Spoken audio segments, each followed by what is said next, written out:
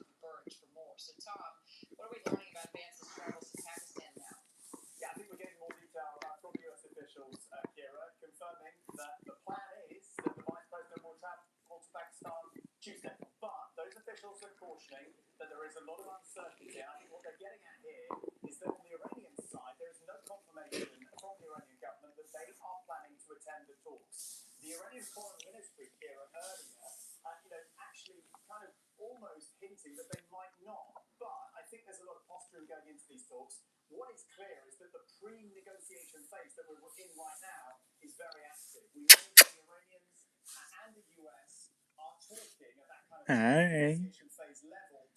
Hi.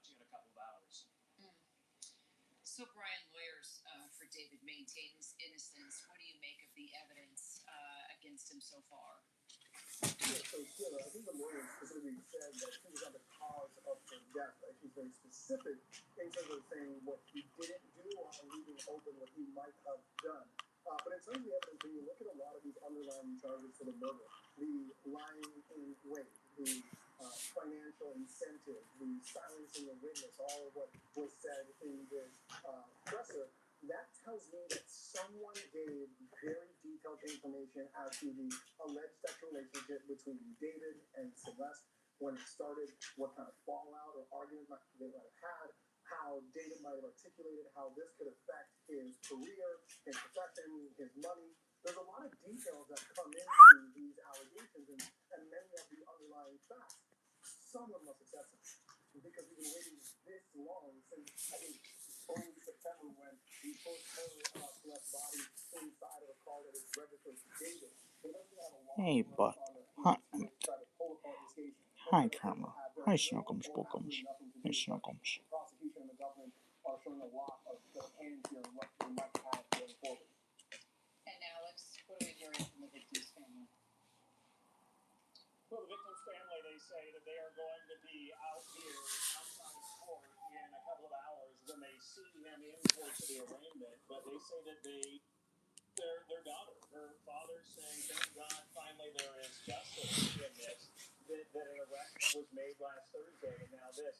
By the way, to some of Ryan's points there, when it came to the timeline of this, we know there was a grand jury that was impaneled, and so there was information that was coming from those who were compelled to give testimony, who had been speaking over the last number of months. But this is not an indictment. These are charges that came down based on the evidence that the LAPD put together. I specifically asked the DA and the chief of police, do they know, other than being homicide, how she was killed? And they say that we will find out when the court releases and ask for the court to release the medical examiner's reports. We may find out more today or in the coming days. In that way, we know they determined it was homicide.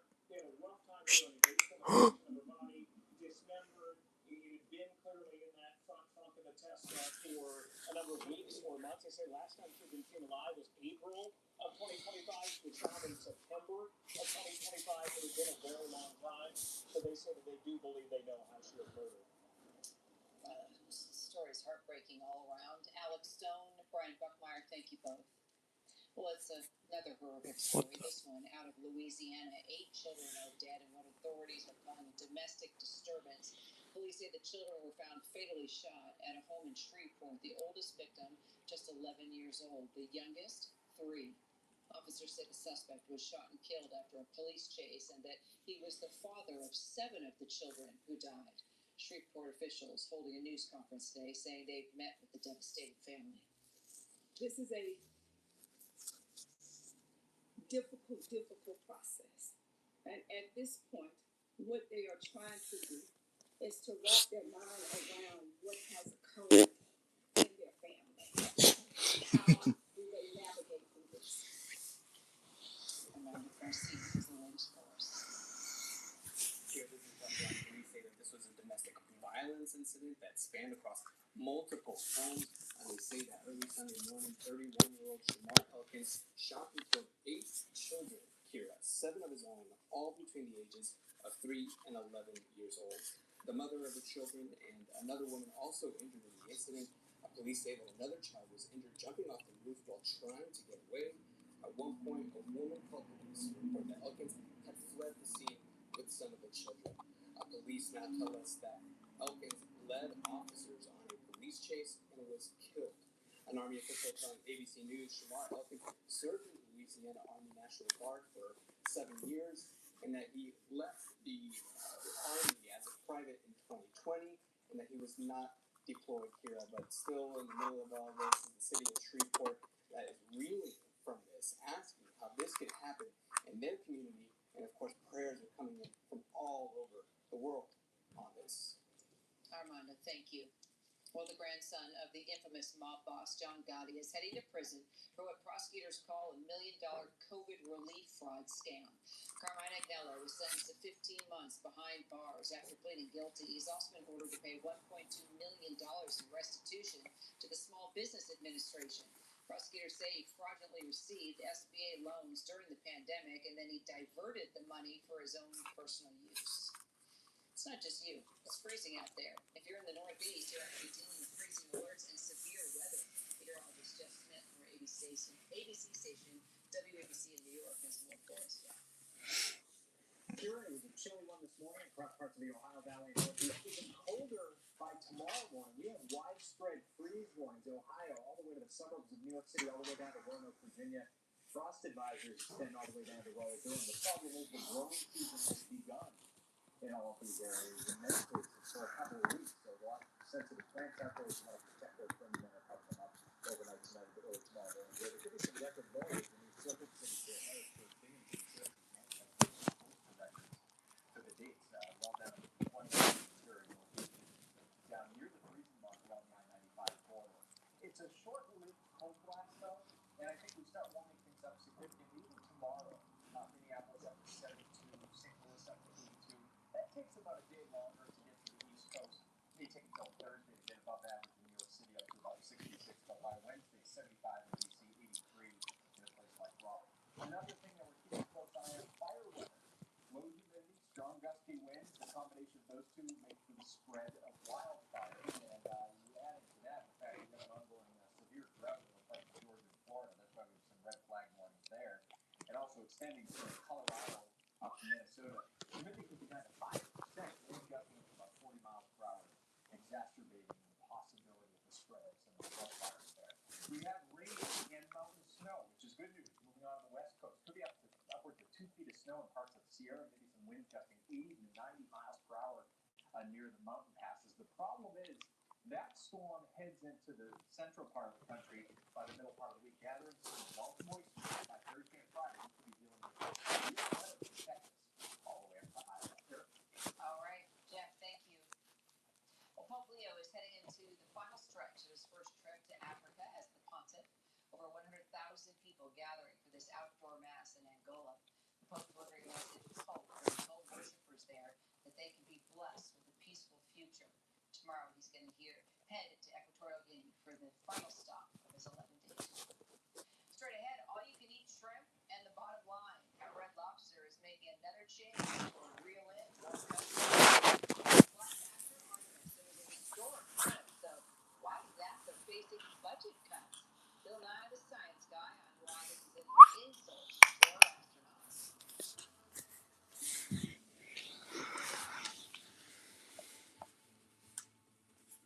Introducing Filaquin from the #1 veterinary recommended supplement company, the same trusted company as Coastwind and Providable. It's designed to support your dog's anal gland health no matter their size. Filaquin is packed with a special blend of fiber, prebiotics, postbiotics, and beta-glucans to help support your dog's anal gland health. With roasted peanut flavor, dogs love it. See why veterinarians trust Nutramax products. Try Filaquin today and experience the difference. What you got? Why do drivers from all over New England come to Concord? For the largest selection of Chevrolet, Buick, GMC, and Cadillac vehicles right here at Facts. But selection is only half the story. Our customers leave thousands of great reviews for a reason. Our people, our reputation. It's how we became America's #1 GM certified pre-owned dealer. Ready for You're hiding something, aren't you? Visit us in person or online at banksautos.com. When the club strikes dinner, think Stouffer's. Always easy, always delicious. Alright, I gotta go.